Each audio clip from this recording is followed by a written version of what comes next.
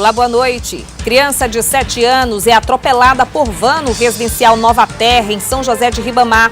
PM salva mulher mantida refém e ameaçada de morte pelo próprio sobrinho no interior do estado. Homem acusado de matar a ex-mulher vai a júri popular e é condenado a 24 anos de reclusão. DENIT tem 60 dias para atualizar projeto considerado ultrapassado pelo Tribunal de Contas da União.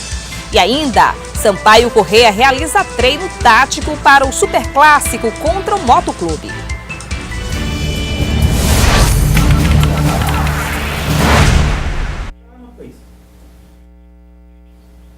Uma criança de 7 anos foi atropelada por uma van quando descia de um ônibus no residencial Nova Terra, em São José de Ribamar.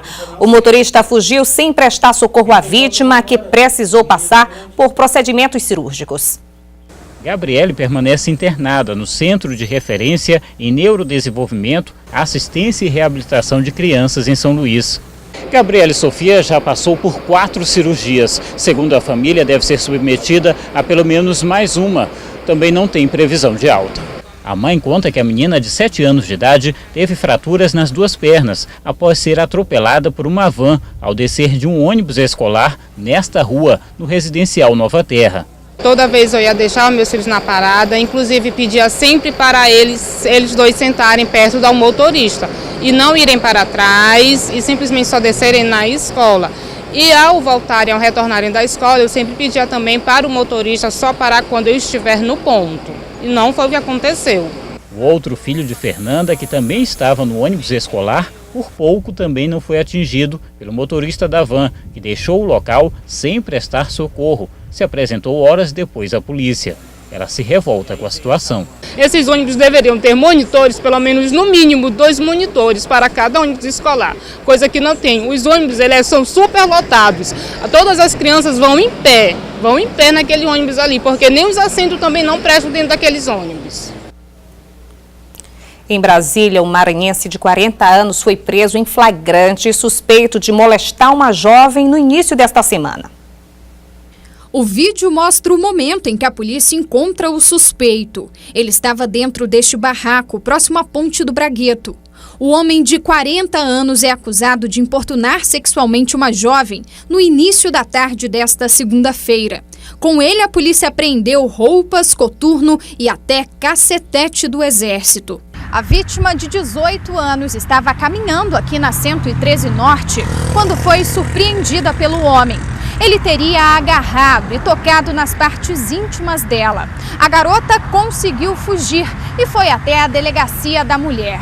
Lá ela registrou a ocorrência e fez o retrato falado do suspeito. E este crime consiste justamente nisso, em contra a vontade da vítima, importuná-la na medida de tocar seu corpo, tocar suas partes íntimas ou praticar algum ato libidinoso para aquela pessoa. Hoje à tarde, o DR, que é responsável pela região da Ponte do Bragueto, derrubou o barraco onde o homem morava.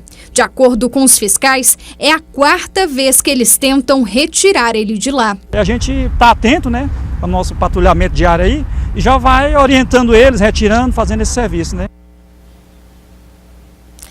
O Tribunal de Contas da União estipulou um prazo de 60 dias para o DENIT apresentar um novo projeto das obras de duplicação da BR-135. Foram constatadas irregularidades entre os quilômetros 95 e 127 da BR-135 na auditoria realizada pelo Tribunal de Contas da União na Superintendência Regional do Departamento Nacional de Infraestrutura de Transportes no estado do Maranhão. O DENIT terá 60 dias para atualizar o projeto considerado ultrapassado, porque foi elaborado há 9 anos e não corresponde mais com a realidade do tráfego da BR. As obras de duplicação estão suspensas, mas os trabalhos realizados na estruturação de pontes e viadutos estão autorizados a continuar. Dentro da auditoria se detectou o quê? Que continuam a usar estudos de tráfego, a quantidade de carros e caminhões que vão usar a rodovia de 2010, nós estamos em 2018, todo mundo sabe que usa a BR-135 2019, né? Que a estrada está superlotada. Infelizmente, ela ganhou o triste apelido de Estrada da Morte, e não é por outro motivo, ela é perigosa e superutilizada. Então, esse estudo de tráfego tem que ser atualizado para 2019, para que a gente faça uma estrada mais durável. Por meio de nota, o DENIT informou que a revisão e a autorização dos referidos projetos já estão sendo feitas, antes mesmo da decisão do Tribunal de Contas da União, e que o prazo não irá acarretar em prejuízos às obras, já que até o fim do período chuvoso os projetos estarão aprovados.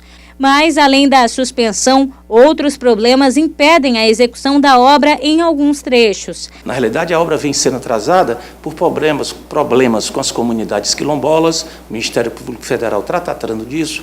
Tem desapropriações que ainda não foram feitas por falta de recursos orçamentários, segundo o DENIT, e várias outras situações que estão fazendo com que a obra perdure no tempo sem ser concluída. A atuação do DENIT foi alvo de críticas na Assembleia Legislativa do Maranhão, não só em relação à duplicação da rodovia. O deputado Vinícius Louro denunciou alguns trechos críticos. À noite, quando viaja, não vê menos de 8 a 10 veículos estacionados, ou com rodas quebradas ou com pneus estourados, justamente por causa dessa buraqueira. Isso facilitando as ações dos bandidos, dos assaltantes que podem ali pegar uma família e ali naquela família poder assaltar o seu veículo. Além disso, os deputados apontaram as principais necessidades das localidades do estado, que foram desde o transporte escolar à assistência médica. A sessão também foi marcada pela despedida do deputado Marcelo Tavares, que deixa a Assembleia para assumir a Casa Civil. E daqui a pouco o PM salva a mulher mantida refém pelo próprio sobrinho no interior do estado. E ainda o homem acusado de matar a ex-mulher condenado a 24 anos de reclusão.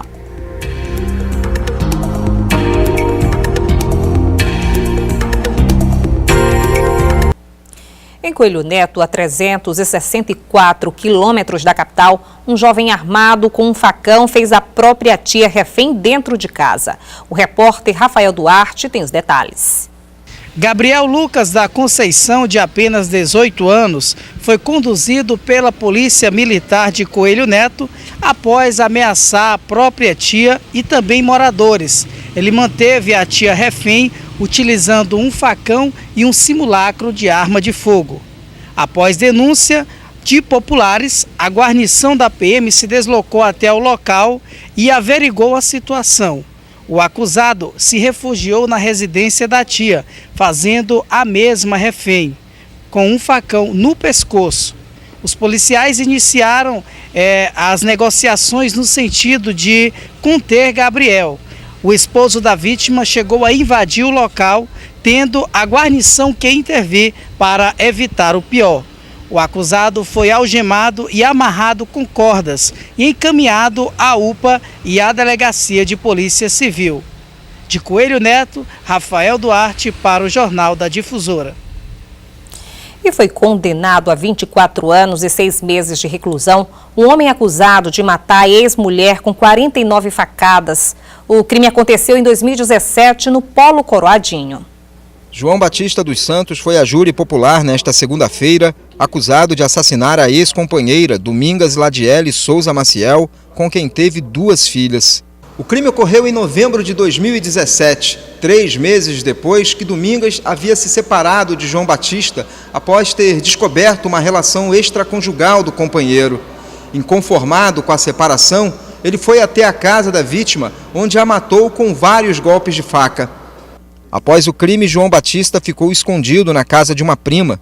Ele foi preso apenas 1 semana depois do assassinato. Na época, já havia boletins de ocorrências denunciando agressões do réu sofridas pela vítima. Emocionados, familiares de Domingas acompanharam todo o julgamento. Quero que ele seja condenado e pague tudo o que ele fez para a nossa família, que foi uma coisa horrível, que a gente está passando, minha mãe vive sofrendo, que era filha única, e vive sofrendo muito, só vive doente, depois disso acontecido. Nesse sentido, pediremos a condenação pela prática de crime de feminicídio, que é quando alguém mata a mulher em função de sua condição feminina.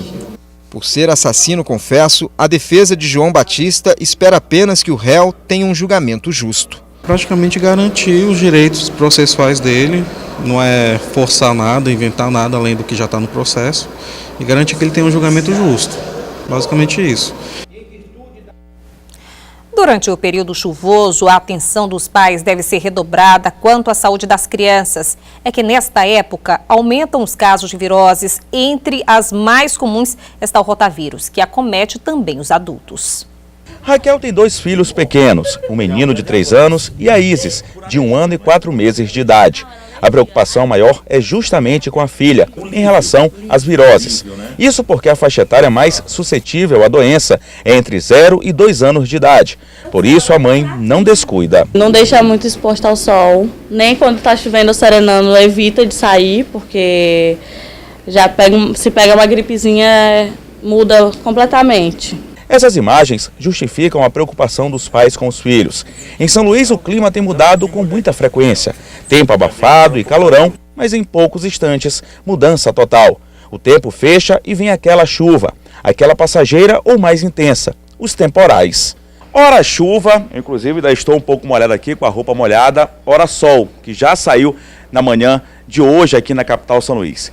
E é justamente essa mudança climática que é um dos fatores que provoca as viroses, entre elas o rotavírus. E segundo esta pediatra, os pais devem ficar atentos a atitudes que possam prevenir os casos de doenças em crianças. A mudança climática é um fator de risco. Embora a gente saiba que tem uma proliferação maior nesse período mais quente, chuvoso, o rotavírus está presente o ano todo e ele pode acometer desde bebês pequenininhos até idosos. Então, é mais grave na faixa etária pediátrica ou pessoas que têm algum problema de saúde, mas ninguém deve descuidar porque o rotavírus é muito agressivo. Doença que pode acometer jovens e adultos, mas é muito mais comum em crianças. É preciso ficar alerta aos sintomas do rotavírus. Se a criança está vomitando várias vezes, diarreia muito intensa, febre alta, muito prostrada, crianças e adultos, ou sem fazer xixi, fazendo pouco xixi, que é um sinal de desidratação, ela deve procurar auxílio médico. E daqui a pouco o Flávio Dino participa de reunião com governadores do Nordeste e em Brasília. E ainda a Sampaio Corrêa realiza treino tático para o Superclássico contra o Motoclube.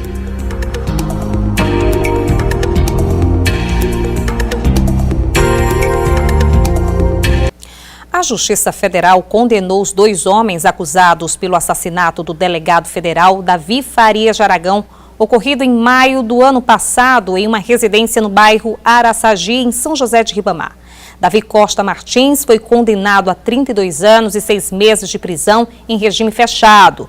Já o Enderson de Moraes Baldez, a pena foi fixada em 31 anos e 10 meses de prisão, também em regime fechado. Os 2 condenados estão presos há 8 meses no Complexo Penitenciário São Luís, em Pedrinhas. O governador Flávio Dino participou hoje em Brasília da primeira reunião de governadores do Nordeste deste ano. Em seguida, concedeu entrevista à imprensa. Acompanhe. Nós teremos uma manifestação pública dos 9 estados, dirigida ao governo federal, ao Congresso e também ao Fórum de Governadores, que vai se realizar no dia 20, quando a pauta principal será justamente a reforma da Previdência. Para melhorar o aspecto de higiene, estão sendo desenvolvidas ações diárias de limpeza e lavagem em mercados de São Luís. Os trabalhos de hoje aconteceram na Feira do João Paulo. O trabalho realizado pelos agentes de limpeza pública contou com o auxílio desse novo caminhão-tanque, que possui um jato muito mais potente e eficaz para esse tipo de serviço. Que é a lavagem termostática, no que consiste numa lavagem de mangueira de alta pressão. A água já sai aquecida numa temperatura de 70 graus e já com detergente. Ou seja, a gente economiza várias etapas da limpeza. A limpeza e higienização da Feira do João Paulo, uma das maiores e mais importantes de São Luís, ocorreu na tarde desta quarta-feira. Limpeza é fundamental, né? Porque você evita que aquele alimento que os permissionários trabalham com ele e que as pessoas que aqui vêm fazer as suas compras levem mercadorias, né, limpas, sem o risco de contaminação. Para este comerciante, com um ambiente mais limpo, será possível atrair mais consumidores, o que consequentemente vai garantir mais vendas. É bom para a feira, bom para nós, bom para o consumidor que chega aqui e vê tudo limpo, né? Vê a limpeza da feira. Com certeza ele vai voltar de novo e traz outra pessoa para comprar. A previsão é que essa ação de limpeza ocorra a cada 15 dias. E assim como aqui no João Paulo, todas as feiras da capital, entre pequenos, médios e grandes mercados, sejam lavados a partir de agora regularmente. Nós vamos levar todas as feiras e mercados da nossa capital, fazendo um cronograma de forma a diminuir o tempo de espera para essas ações de limpeza e higienização. Portanto, é uma limpeza, higienização e também, por que não dizer, esterilização das feiras e mercados de São Luís. Então levaremos para todas as nossas feiras e mercados essa ação. E o Sampaio Corrêa realizou hoje um treino tático em preparação para o Superclássico contra o Moto Clube, que acontece neste sábado. Os detalhes com Laércio Júnior. A tarde foi de treinamento do Sampaio aqui no estádio Castelão, palco do jogo do próximo sábado contra o Moto pela 4ª rodada do Campeonato Maranhense. O técnico Flávio Araújo tem pouco tempo para tentar ajustar a equipe tricolor, que vem sendo alvo de muitas críticas e faz uma campanha muito ruim na Copa do Nordeste. Inclusive foi derrotado no último final de semana pelo CSA por 3-0. No Campeonato Maranhense o Sampaio tem 7 pontos, 2 vitórias e um empate, mas também ainda não convenceu. O objetivo é fazer com que no Clássico essa situação possa ser modificada e que daqui em diante o time do Sampaio Corrêa possa ter o apoio da sua torcida para conseguir a classificação na Copa do Nordeste e, quem sabe, brigar pelo título do Campeonato Maranhense, que atualmente é do Motoclube. Com informações do Sampaio Corrêa, Laércio Júnior para o Jornal da Difusora. E agora, mudando de assunto, a partir de amanhã estão abertas as inscrições para novos contratos de financiamento estudantil em universidades privadas, o FIES. O aluno interessado deverá se cadastrar no portal do MEC até o dia 14 de fevereiro. Para isso, é preciso ter participado de alguma edição do Exame Nacional do Ensino Médio, ENEM, desde 2010, e ter nota igual ou superior acima de 450 pontos. Além de não ter zerado na redação. Essas e outras notícias você confere no portal MA10. Obrigada pela sua audiência. Fique a seguir com as notícias nacionais e internacionais no SBT Brasil. Uma boa noite para você. A gente se vê amanhã. Tchau.